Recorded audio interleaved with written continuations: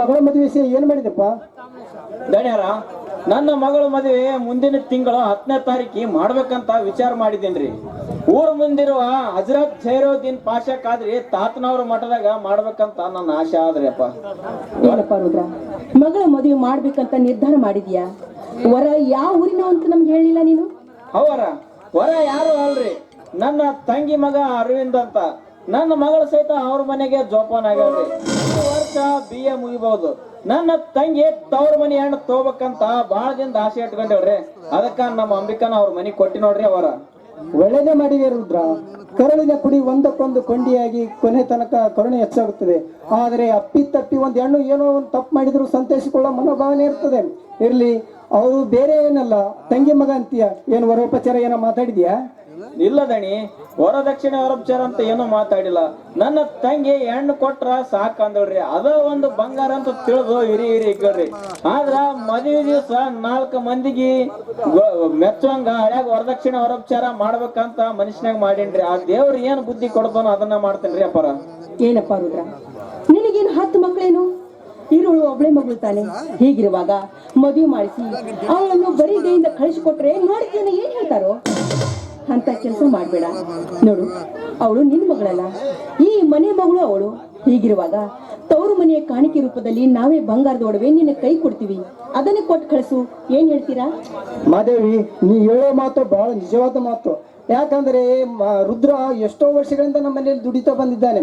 ಅದಕ್ಕೋಸ್ಕರ ನಾವೀಗ ಅವನ ಮಗಳ ಮದುವೆಯಲ್ಲಿ ಮಗಳಿಗೂ ಮತ್ತು ಅಳಿಯನಿಗೂ ಒಳ್ಳೆಯ ಚಿನ್ನಾಭರಣ ಹಾಕಿ ಒಳ್ಳೆಯ ಉಡುಗೊರೆ ಮಾಡಿ ಬಟ್ಟೆ ತುಂಬಾ ಹೈರ್ ಮಾಡಿದ್ರು. ಈ ಹಣವನ್ನು ಅವನಿಗೆ ಕೊಟ್ಟು ಕಳಿಸಿದ್ರು. ಮಾದೇವಿ, ಅಪ್ಪಾರ ದುಡ್ಡು ಕೊಟ್ಟು ಭಾರ ಹೊರಸ್ಬೇಡ್ರಿ. ನೀವು ಇಬ್ಬರ ಬಂದ ನನ್ನ ಮಗಳ ಮದುವೆ ಬಂದ ಅಕ್ಷತೆ ಹಾಕಿರ ಅಷ್ಟೇ ಸಾಕ್ರಿ. ಅದೇ ನನಗ ₹1,00,00,000 ಸಿಕ್ಕಂಗ ಸಂತೋಷ ಆಗ್ತೈತ್ರಿ. ಆ ದೇವ್ರ ಕೊಟ್ಟ ಶಕ್ತಿಯಾಗ ನನ್ನ ಮಗಳ ಮದುವೆ ಮಾಡಿ ಮುಗಿಸ್ತೇನ್ರಿ ಅಪ್ಪಾರ. ನೋಡ್ರುದ್ರ, ನಿನ್ನ ಮಗಳ ಮದುವೆಗೆ ನಾವು ಖಂಡಿತ ಬರ್ತೀವಿ. ಆದರೆ ನಿನ್ನ ಮಗಳಿಗೆ ಮದುವೆಗೆ ಬರ್ಲಿಲ್ಲ ಅಂದ್ರೆ ಊರ್ ಜನ ಏನಂತಾರ? ಗಣಿ ರುದ್ರ ಒಂದೇ ಮನೆ ಅಣ್ಣ ತಮ್ಮದರಿದ್ದಂಗು. ಮತ್ತು ಇದು ಅಲ್ಲದೆ ಅವರು ತಂದೆ ಮಕ್ಕಳ ಸಮಾನ ಅಂತ ತಿಳಿದಾರೆ ಊರಿನ ಜನ. ಆದ್ರೆ ನಾವು ಬಂದೇ ಬರ್ತೀವಿ, ಖಂಡಿತ ಬಂದೇ ಬರ್ತೀವಿ ರುದ್ರ. ನೋಡಪ್ಪ ರುದ್ರ, ನಿನ್ನ ಮಗಳು ಅನಾಥರು ಅಂತ ಯಾವತ್ತೂ ಭಾವಿಸ್ಬೇಡ ನೀನು. ಯಾಕಂದ್ರೆ ಅವಳು ಮಗಳು ಅಂತ ನಾವು ತಿಳ್ಕೊಂಡಿದ್ದೀವಿ.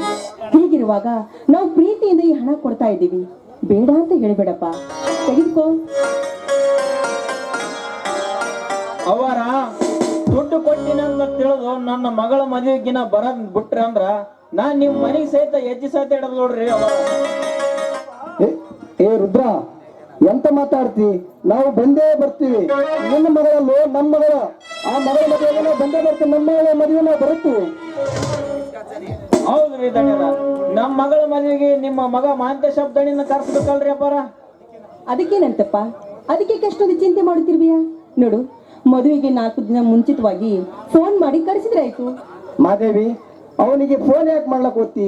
ಇನ್ನ ಒಂದು 10-15 ದಿವಸದಲ್ಲಿ ವಿದ್ಯಾಭ್ಯಾಸ ಮುಗಿಸ್ಕೊಂಡು ಅವನೇ ಬರ್ತಾನೆ ಮನೆಗೆ. ಬಂದ ತಕ್ಷಣ ನಾನು ನೀನು ಅವನು ಕೂಡಿಕೊಂಡು ನೇರವಾಗಿ ಮದುವೆಗೆ ಹೋದ್ರಾಯ್ತು. ರುದ್ರ, ಮದುವೆ ಎಲ್ಲ ವ್ಯವಸ್ಥೆ ಮಾಡ್ಕೊಂಡು ಹೋಗ್ನಿ. ಹೌದ್ರಿ ದಣ್ಯರ, ಇನ್ನ ಸ್ವಲ್ಪ ದಿವ್ಸನಾಗ ಮಾಂತೇಶ್ ದಣಿ ಬರ್ತಾನ ಅಂಬೋದು ಗೊತ್ತಾಗ್ಲಿಲ್ರಿ. ಆಯ್ತ್ರಿಯಪ್ಪ, ದೇವ್ರು ಕೂಡಿಸ್ಕೊಟ್ಟಂಗ ಎಲ್ಲ ಮಂದಿ ನಮ್ಮ ಮಗಳ ಮದುವೆಗೆ ಬಂದ್ರೆ ಸಾಕ್ರಿಯಪ್ಪ. ನಾ ಇನ್ನು ಬರ್ತೀನಿ. ಹೋಗಿ ಬರುದ್ರ.